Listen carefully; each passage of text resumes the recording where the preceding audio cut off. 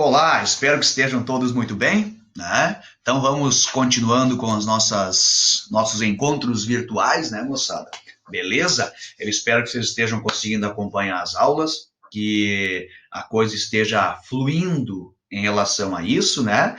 E que a gente possa exatamente estar conseguindo passar a mensagem para vocês da melhor maneira possível. Tá, moçada? Então, sempre é bom lembrar também, né, meus queridos, que vocês precisam fazer aquele trabalhinho de casa, né? Aquela parte do estudo caseiro, aquela parte de acompanhar, de fazer o exercício, tirar dúvidas, perguntar quando julgarem necessário, né? Tudo isso faz parte. Então, vocês sabem que nós temos um livro base, né?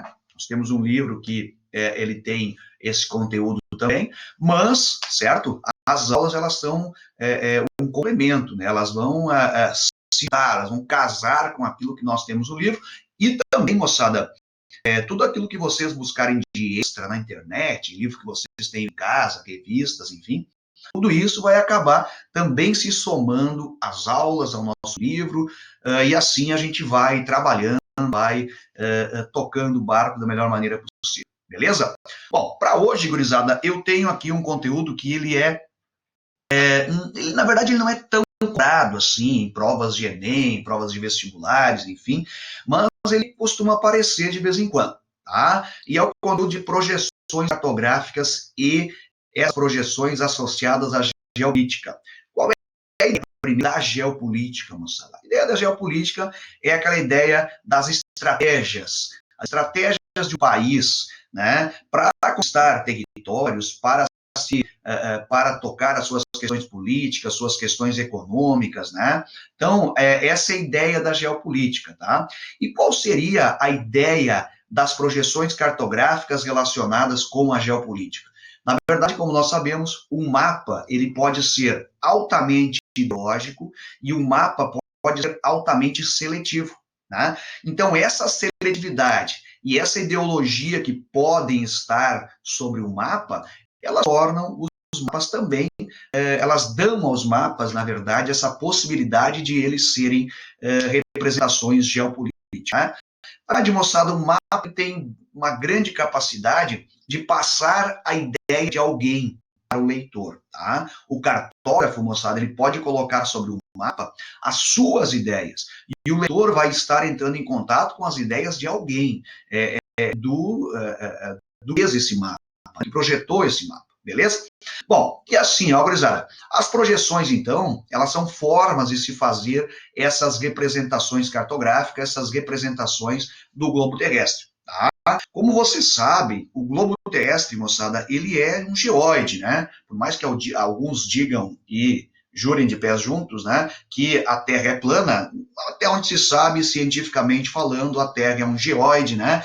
Não é uma superfície totalmente regular, como isso daqui, por exemplo, ó. Não é uma coisa regular, lisinha, não é essa a ideia. Na verdade, a Terra possui uma superfície totalmente irregular, tá?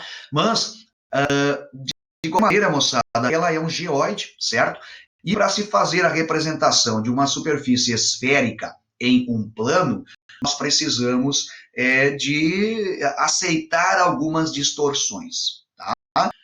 Então, quer dizer que nos mapas existem distorções, existem erros? Sim, nos mapas há distorções, nos mapas há erros, né?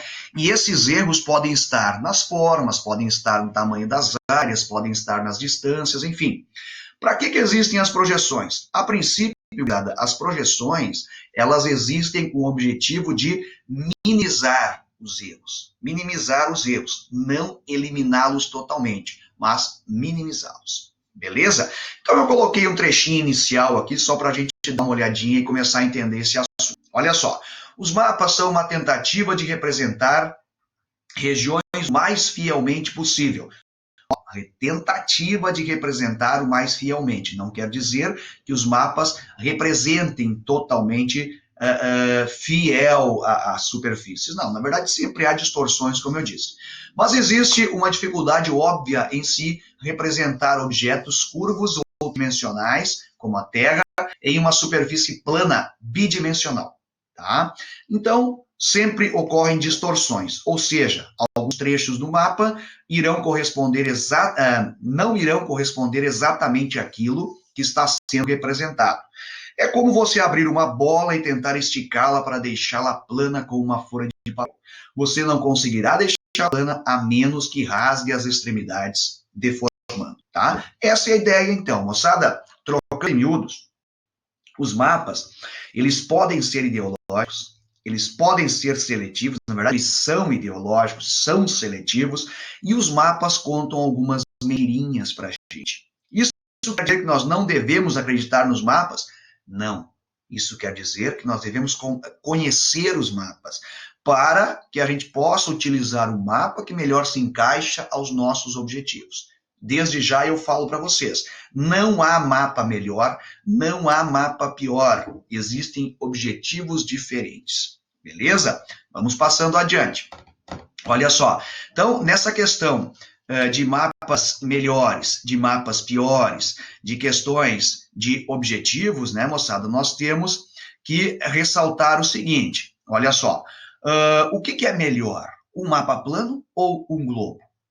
Obviamente, moçada, salta à nossa vista, né, que o globo ele tem um formato mais próximo do que é o formato geóide da Terra. Tá? Então, obviamente, que os globos acabam fazendo representações um pouco mais precisas do que os mapas planos. Tá? Então, se nós formos pensar em termos de qualidade de representação, de fidelidade à realidade, né, os globos são um pouquinho mais fiéis do que os mapas planos.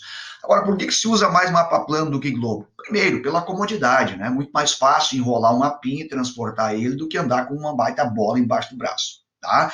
Segundo, o preço de alguns globos são meio que proibitivos, assim. Um globo de boa qualidade, moçada, custa R$500, né? Certo? Enquanto um mapa plano de boa qualidade custa R$100. Então é por isso que nós encontramos por aí muito mais mapas planos do que globos, tá bem? Então, assim, em termos de qualidade na representação, de fidelidade ao real, né, a realidade, o globo é melhor. Em termos de manuseio, né, moçada, de praticidade e de preço, os mapas planos são melhores, beleza? Passando adiante. Olha só, como eu estava dizendo para vocês, o que é uma projeção? Projeção cartográfica, ela tem exatamente o objetivo, né? Ela se presta para que o cartógrafo possa jogar sobre a folha de papel uma rede de coordenadas meridianas, coordenadas paralelas, né? Latitude, longitude, enfim, certo? E para que se possa fazer as representações dos territórios. Tá ok? Então, gurizada buena, vejam, nós podemos fazer uma subdivisão das projeções levando em consideração a figura geométrica que as representa, né? Ou também podemos levar em consideração a qualidade que ela mantém, né, moçada? O tipo de projeção. Então, nós podemos subdividir as projeções quanto às suas propriedades fundamentais. Geometricamente falando, tipo, a figura que a representa, ou o tipo de projeção. Quanto ao tipo de projeção, nós temos aqui, ó, primeiro, a conforme, segundo, a equivalente, depois a equidistante e, por fim, a filática. Essas três aqui, ó, conforme, equivalente e equidistante, elas representam as propriedades fundamentais de um mapa. Elas representam aquilo que o mapa persegue. E o que o mapa persegue quando o cartógrafo utiliza lá uma projeção do tipo conforme? Se busca a forma real na representação. Conforme mantém a forma. O que se tem lá numa projeção equivalente? Se busca manter a área real. E na projeção equidistante, as distâncias reais entre dois pontos. Beleza? E a filática? Sobrou o que para a filática? Na filática, gurizada, não se tem a preservação de nenhuma propriedade fundamental. Simplesmente, ela faz uma aproximação no que se refere às três propriedades. Ela se faz uma aproximação da forma, uma aproximação do tamanho e uma aproximação da distância. Então, ela não é nem melhor e nem pior que as demais. Né? Ela só procura mostrar a realidade de modo mais aproximado no que se refere às três grandes propriedades. É fato que nenhuma das três propriedades, é fato que nenhum dos três tipos aqui, ó, né, nenhum mapa consegue manter todas as propriedades fundamentais. né? Não há a manutenção de nenhum dos três tipos ao mesmo tempo sobre os mapas. Os mapas mantêm um tipo aqui, ó, uma característica e perde nas outras duas. Então, se o mapa mantém a forma real, usando uma projeção do tipo conforme, perde na equivalência e perde na equidistância, tá? Certo? Se o mapa mantém o tamanho real, perde na distância, perde na forma. Se o mapa mantém a distância, perde no tamanho e perde na forma. Então, sempre é mantida uma propriedade fundamental e duas são perdidas. E nas afiláticas, as três são perdidas, né? Já que ela faz uma aproximação das três. Mas é muito utilizada para a confecção de globos terrestres, beleza? Passando adiante, olha só. Com relação às figuras geométricas, as figuras podem ser o cilindro, podem ser cone e o plano, tá? Nas cilíndricas, moçada, a impressão que se tem é que o globo terrestre é envolvido, né, por um cilindro que posteriormente é planificado e a gente passa a ter meridianos e paralelos se cruzando em ângulos retos. Essa é a ideia da projeção cilíndrica. Na projeção cônica, nós temos o cone envolvendo o globo terrestre, né? Os paralelos, eles acabam se tornando curvos e os meridianos retinhos. Essa é a ideia da projeção do tipo cônica, tá? Ou melhor, da figura geométrica cone, tá ok? E aí nós temos a projeção que usa como figura geométrica o azimuth, né? A projeção que usa como figura geométrica o plano. O plano, gurizada, funciona assim, ó. É como se os pontos todos, os territórios todos do globo terrestre fossem projetados em um plano. Esse plano pode ser posto no polo, pode ser tangente ao globo, pode ser, enfim, de qualquer maneira. Pode-se jogar esse plano de qualquer maneira sobre o globo. Claro que essas projeções aqui, as planas, normalmente elas são utilizadas para se fazer representações de polos, tá? Geralmente dos polos. Por isso que muitas vezes essa projeção é chamada de polar. Mas ela pode, na verdade, ser utilizada para qualquer lugar do globo terrestre. Sempre é bom lembrar que as deformações, nesse caso aqui das planas, elas aumentam a partir do ponto central. Quanto mais perto do ponto central, melhor será a representação. Depois eu voltarei a falar sobre isso. Seguindo adiante, ó, aí eu vou colocar para vocês alguns exemplos de projeções. Nós temos aqui a projeção de Mercator. Tá? Mercator ela foi criada lá no século XVI. Século XVI e foi amplamente utilizada nas grandes navegações, tá? Pelo fato de, utilizada nas navegações, pelo fato de ela permitir que o navegador, nesse caso, né, consiga ver todo o globo terrestre em uma única visada, em uma única olhada. Ele consegue traçar as suas rotas de navegação, né, sobre esse mapão aqui. Beleza? Agora, quais são as vantagens, quais são as desvantagens da projeção de Mercator? Vamos começar falando das vantagens. A primeira grande vantagem é essa possibilidade de eu ver todo o globo em uma única olhada, de eu traçar essas retas, né?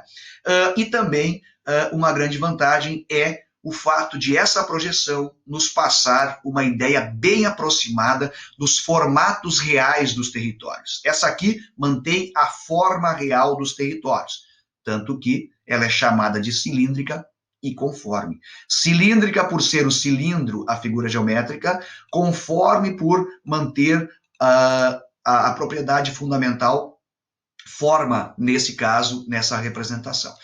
Ela foi utilizada nas grandes navegações, como eu disse, né, moçada? E, assim, o grande problema, agora vamos aos problemas. O primeiro grande problema dela é que, na medida em que nós partimos da região equatorial para as regiões polares, as deformações vão aumentando. A prova disso é a Groenlândia e o Brasil, tá? Essa é um grande indicativo, né, de que a projeção tem uma grande falha. E a falha, moçada, é essa que eu dizia para vocês. Na medida em que as latitudes aumentam, nós temos um aumento no tamanho da escala, um aumento no tamanho das áreas. A Groenlândia, que é 4 vezes menor que o Brasil, aqui ela saiu 4 vezes maior que o Brasil. Tá? Certo? Então isso aqui é um erro. Se a gente entregasse esse mapa para um leigo, né, uma pessoa que nunca viu um mapa na vida, a pessoa sairia dizendo, essa parte aqui é maior que essa parte aqui, né? Na real, não é assim. Nós sabemos que não é assim. Será que eu devo jogar a projeção de Mercator no lixo por ter esse erro aqui? Claro que não. Eu preciso é saber que essa projeção tem esse erro, apresenta essa deformação, mas, por outro lado, o formato dos territórios é o formato real.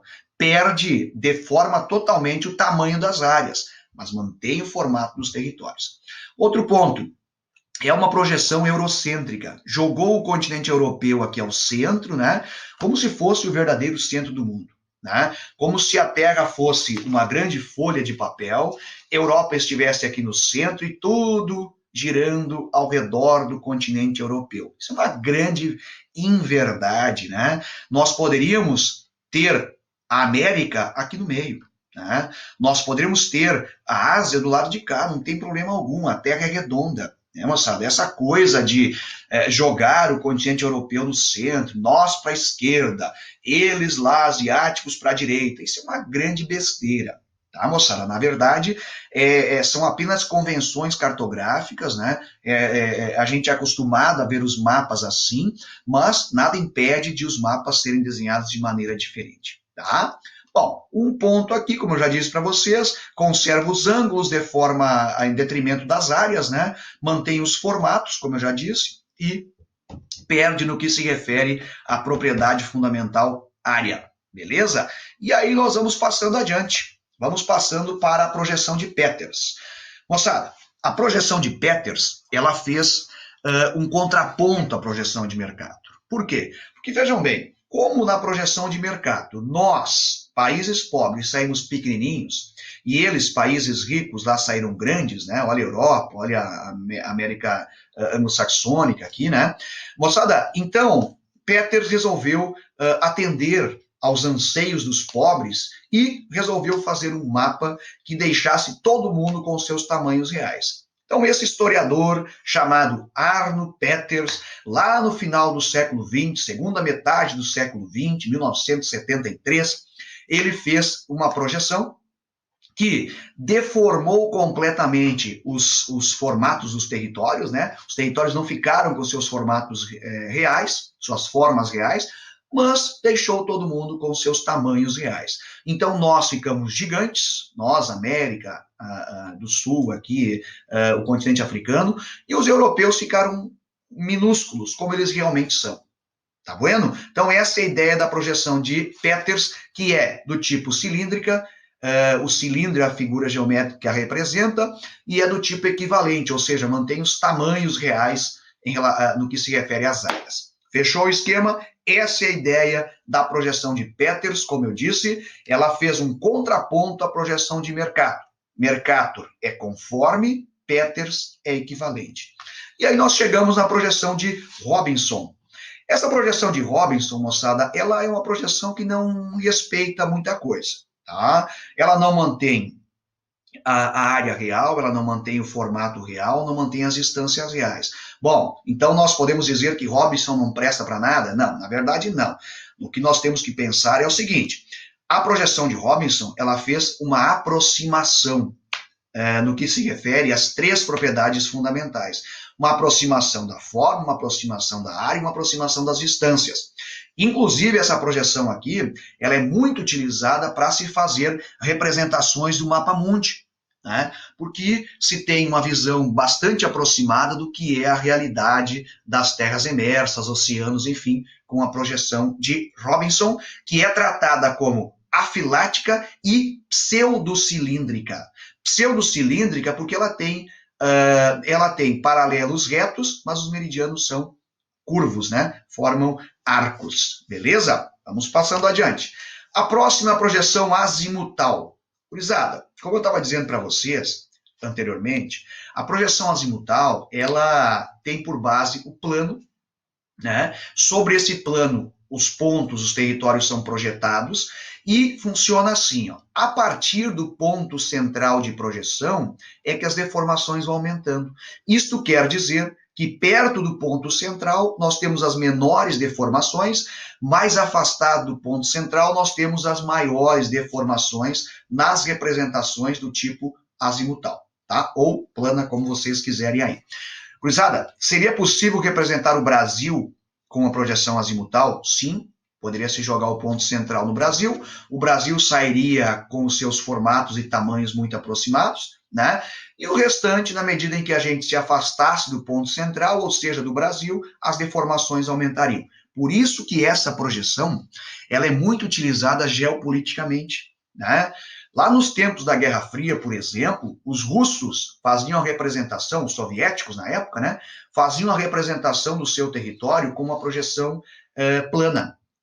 União Soviética, na época, hoje Rússia, né, e alguns outros países, aparecia com um tamanho gigante, né, muito bem representada, e os Estados Unidos apareciam pequenininhos e retorcidos.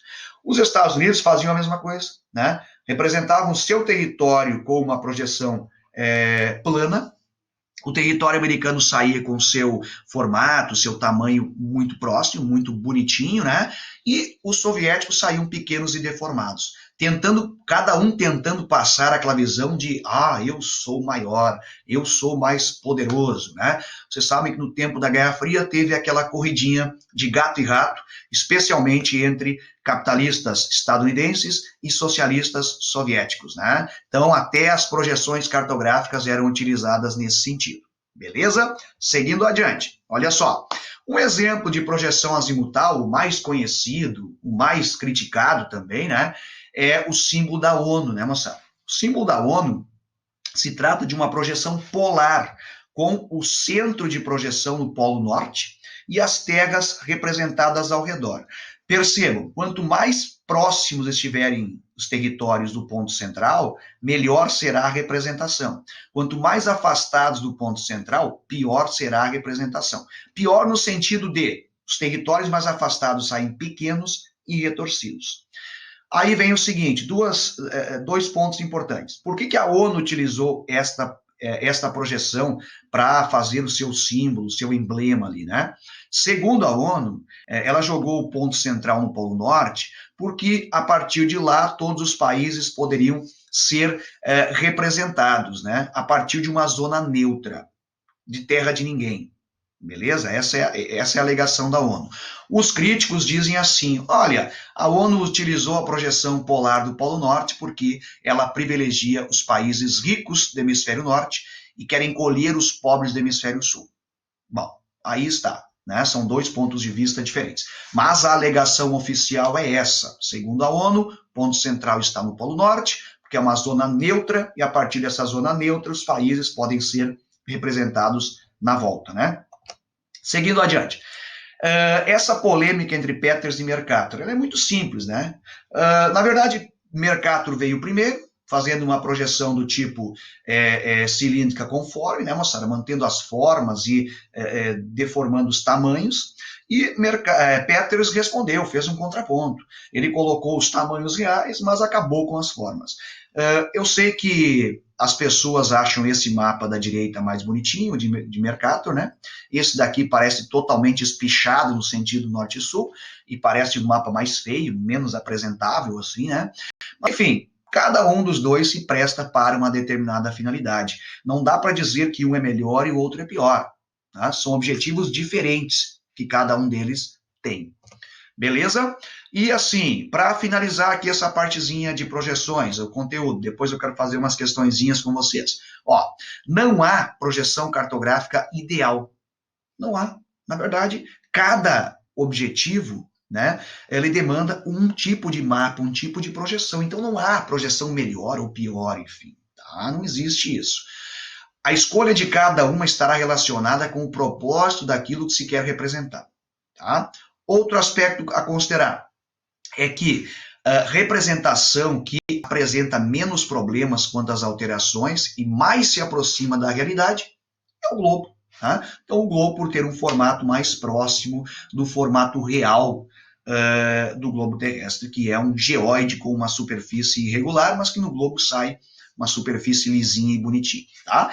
Vamos fazer algumas questões de vestibulares, né, moçada? Só para a gente ver como esse conteúdo, esse tema, projeções, aparece nas questões. Então, praticando aí, um pratique para a gente dar uma olhada. Questão 1. Os conhecimentos sobre as projeções cartográficas e o uso de mapas possibilitam afirmar: a projeção azimutal fornece uma visão eurocêntrica do mundo. Não, não é essa a ideia, né? Visão eurocêntrica do mundo é a visão do mapa de Mercator. Tá? B. As distorções da representação nas projeções cilíndricas são maiores no Equador. Não. As distorções são maiores lá perto dos polos. Olha o caso de Mercator. Tá? C. A projeção de Peters é a única que não pretende privilegiar nenhum continente. Na verdade, Peters deu aquela deformada geral, porque ela reproduz rigorosamente a realidade. Rigorosamente não existe. Tá? São representações, não são a própria realidade. Certo? A projeção cônica só pode ser utilizada para representar grandes regiões, porque as distorções são pequenas entre os trópicos, não representando, portanto, a realidade das áreas mapeadas. Como assim? O objetivo é representar a realidade. Assim, aproximar o máximo da realidade. Tá? Letra E. As projeções cartográficas permitem que a construção dos mapas temáticos, ou melhor, vou ler de novo aqui. As projeções cartográficas permitem que, na construção dos mapas temáticos, os meridianos e os paralelos sejam transformados em uma realidade de uma realidade tridimensional para uma realidade bidimensional. Essa é a moral. Essa é a alternativa correta, né? Certo? Quando se tem uma representação. Tá bem? Com erros, mas o objetivo é fazer uma representação e não transpor a realidade para o mapa. Beleza? Questão 2. Considerando a cartografia enquanto um conjunto de técnicas, temos nas projeções cartográficas o desafio de representar em um plano o formato geóide do planeta Terra. Quanto ao tipo de superfície de projeção, aquela cujas distorções aumentam conforme nos afastamos da linha do Equador denomina-se projeção. Moçada, nos afastamos da linha do Equador, as deformações aumentam. Projeção que usa como figura geométrica o cilindro. Então, letra C de Canadá nessa questão aí. Depois, a próxima. Aqui nós temos o seguinte. Com o objetivo de representar o mais próximo possível do real o espaço geográfico, os cientistas usam as projeções cartográficas. As mais utilizadas são a de Mercator e Peters. Com base nos conhecimentos sobre as projeções cartográficas, assinala a alternativa correta.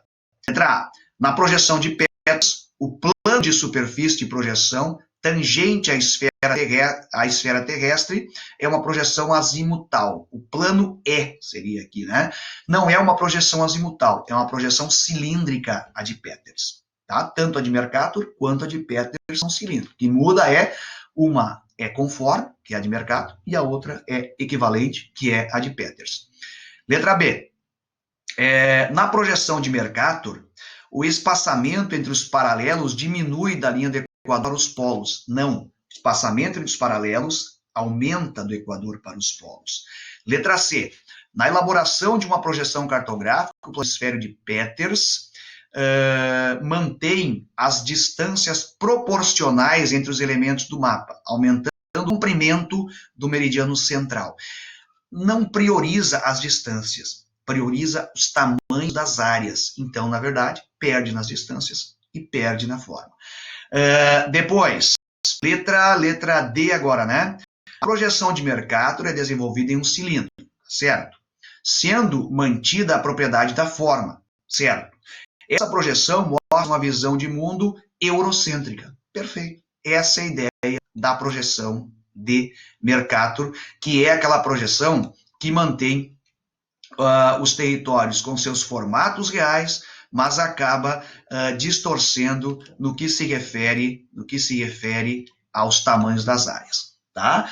Moçada Buena, então, isso é o que eu tinha para esse conteúdo aqui para vocês. A partir daqui, a gente vai trabalhando e trocando ideias por meio de WhatsApp, por meio de plataforma, enfim, né? E vamos conversando. Que a partir disso a gente vai desenvolver mais esse conteúdo aí, de modo que vocês possam ter um entendimento completo, tá? Se quiserem buscar outras fontes, podem fazer, né?